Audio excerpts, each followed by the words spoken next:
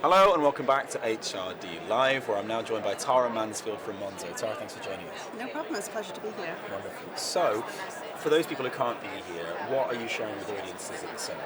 So the session that I'm on the panel for is around the work-life balance and how do we think about that as people professionals. And I think largely it's around, does balance even exist anymore, and digging deeper into that. Okay, so I mean it's a huge question now, but why do you think we struggle with that so much these days, the work-life balance? What is it that's making that so difficult?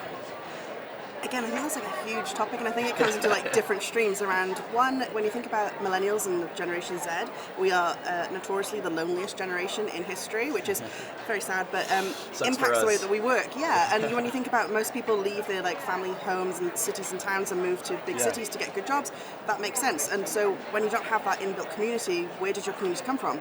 Work. Right.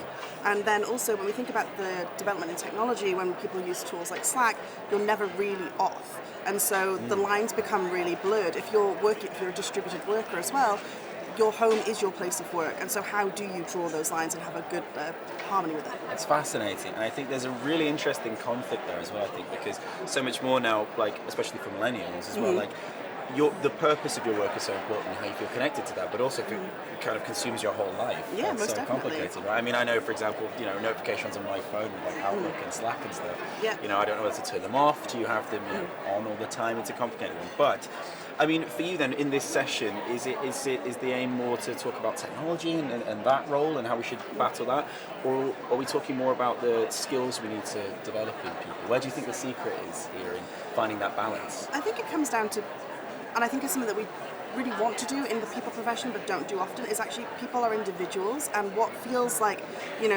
is right for all very rarely is. And we talk about this idea of balance, but for me I think it's more about harmony, and how do we find the right harmony for individuals at different stages in their careers, and also depending on their personal feelings about what the role that work plays in their life. So it's kind of all of it. So it's everything. Sorry, it's everything. Harmony is a really interesting term to use, I think, as well. So when you say reaching that harmony, is that like, how does that look to you? What does harmony mean? Well, for me personally, harmony is, I very deeply care about my work. It isn't my reason for living, but I care, it speaks to like my personal identity. Yeah. And so, 50-50 for me for work and pleasure is not right. Like, it's probably more 65-35. Right. But for other people, it'll be different. Some people at some stages in their life, it may be 75-25, and for others, it will only ever be 30-70 in that particular way. And I think we need, as managers and leaders, and also as organisations, to be able to speak to people about that, so they can lead fulfilling lives. And then when they're doing their work, they're doing their best work rather than just working all the time because of a set amount of hours that we feel that they should do. Of course. So for those people watching at home who can't be here, HR leaders and business leaders who maybe want to start addressing that balance in organisations, but they haven't the faintest idea of where to begin. Yeah.